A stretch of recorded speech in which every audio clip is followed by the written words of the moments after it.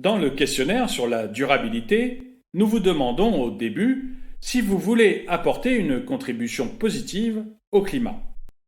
Mais les fonds que vous consultez ensuite dans la base de données ne sont évalués qu'en fonction de leur alignement avec les objectifs de l'accord de Paris. Mais est-ce vraiment la même chose? Non, ça ne l'est pas.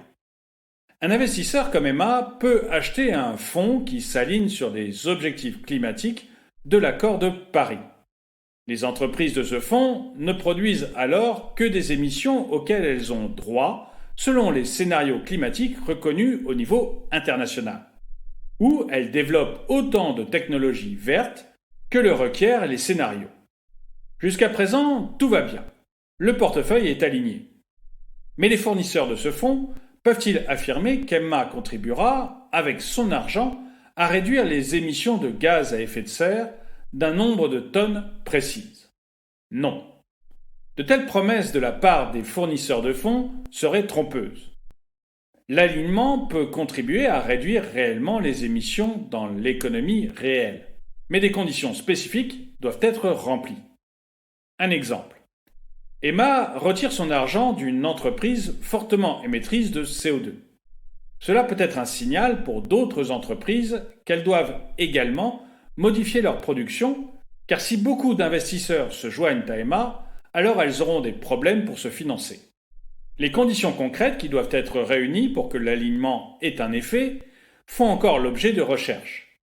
Jusqu'à présent, il ne suffit pas, surtout pour les petits investisseurs, que les portefeuilles soient alignés. Quand Emma vend ses parts dans une entreprise, quelqu'un d'autre les achète. Les titres changent de main sur les marchés, mais les émissions n'ont pas été réduites. L'impact d'un investissement est très différent de son alignement. Il s'agit de la contribution qu'un investisseur comme Emma apporte à l'économie réelle par son investissement. Il ne faut pas confondre avec l'impact de l'entreprise financée par l'investissement. Une entreprise peut avoir un impact positif sur l'environnement alors que ses investisseurs n'en ont aucun.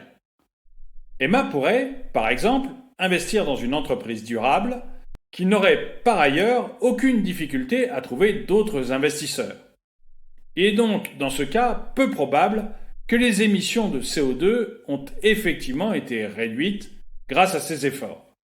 Les filtres et les indicateurs présentés sur la plateforme MyFairMoney reflètent donc jusqu'à présent un alignement et non un impact. Toutefois, des indicateurs de potentiel d'impact des produits financiers sont en train d'être développés par des groupes de travail.